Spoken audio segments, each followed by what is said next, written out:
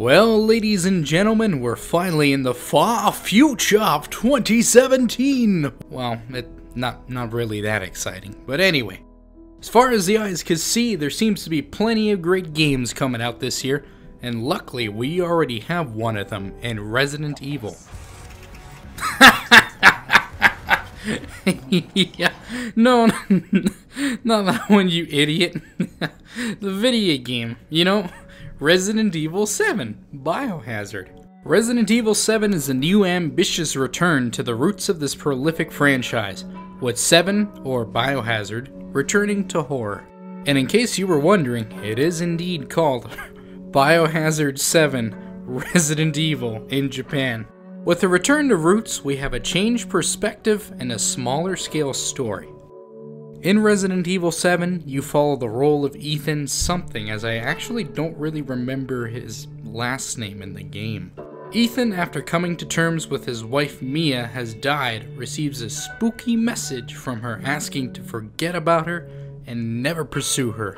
Of course, Ethan doesn't listen and heads his way on over to Louisiana to try and find her, because if he did listen, well, we really wouldn't have a game, would we?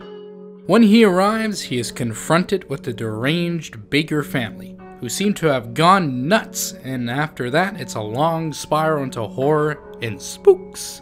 Not that kind of spooks, if you know what I'm talking about, just normal spooks. Now, the smaller scale story of Resident Evil 7 is a refreshing taste for the franchise. While it has some hiccups at the beginning, since the tone of the game is trying to establish is not at all reciprocated on the screen.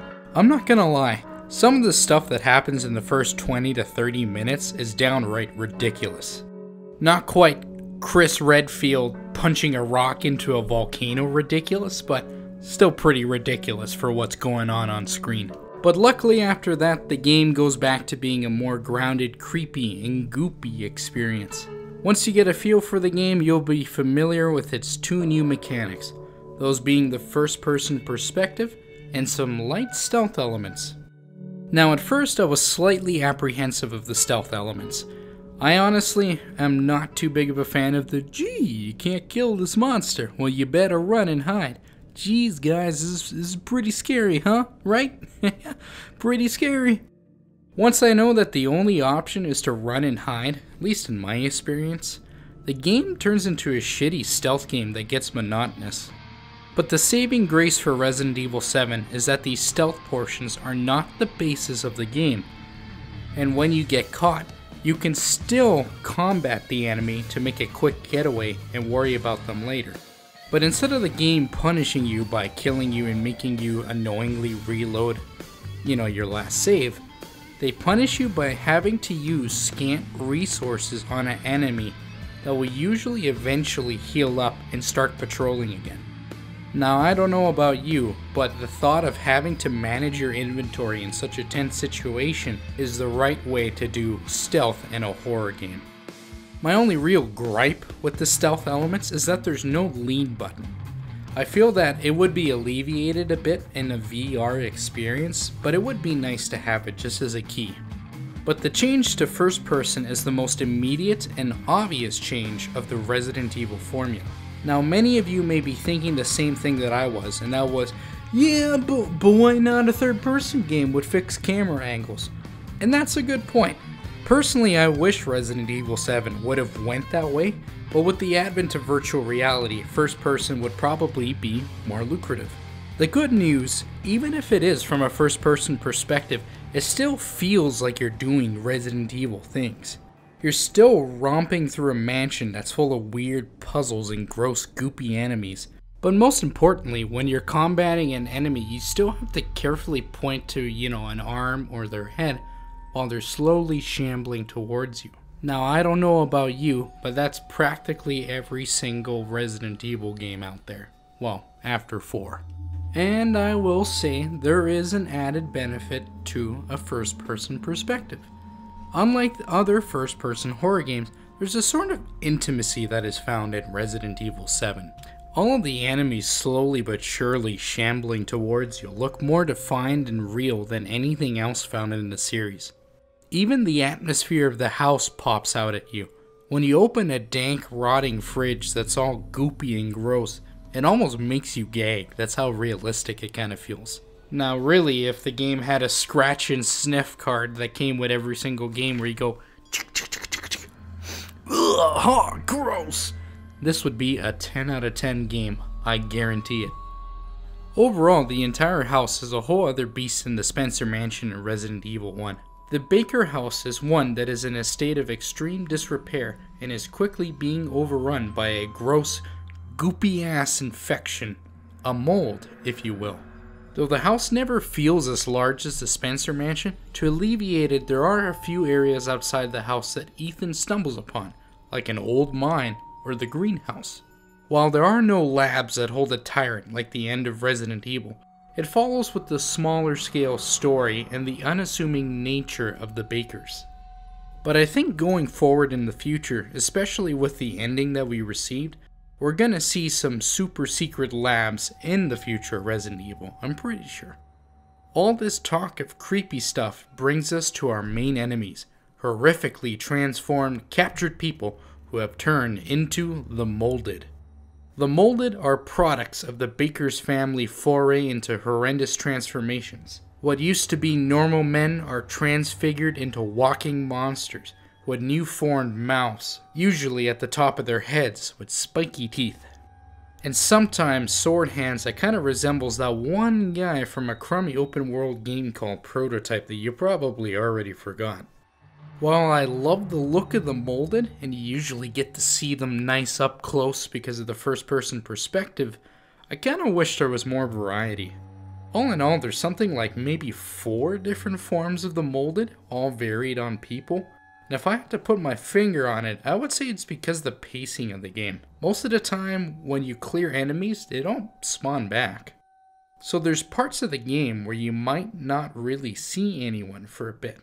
And if they added more enemies, or at least a different variety of them, I felt it would have helped a little bit to pad out the game a little longer. But at the same time, adding more enemies for the sake of having more enemies to fight is a little senseless, and as I said, it's padding. Though they should have at least had a molded version of a Cerberus to attack at you at random through a window. Now the Molded aren't the only enemies you'll find in the game. There will definitely be a few boss battles along the way. Some that you have to fight with your might, and some that you have to fight with your good old noggin.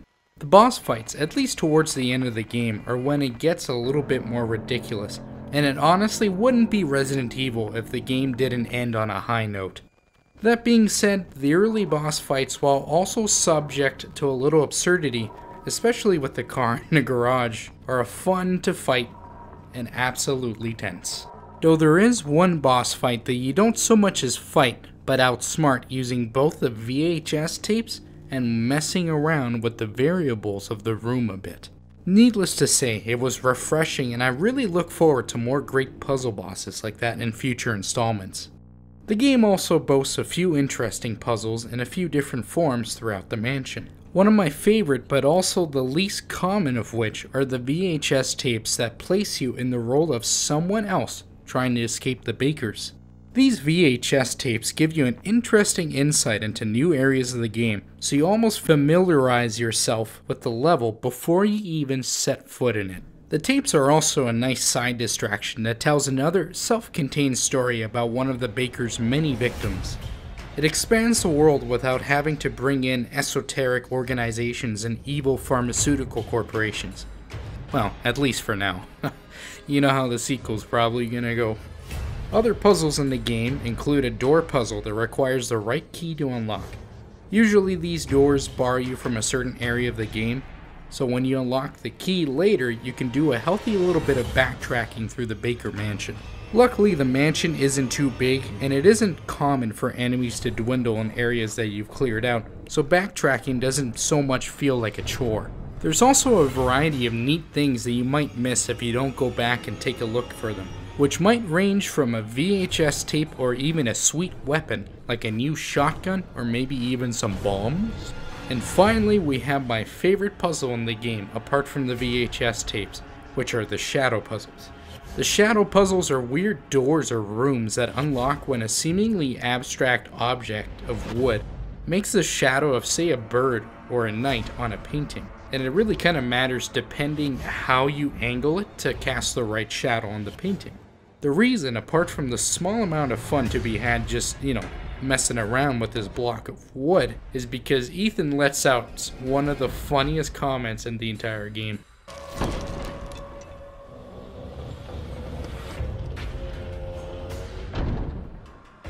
Who builds this shit?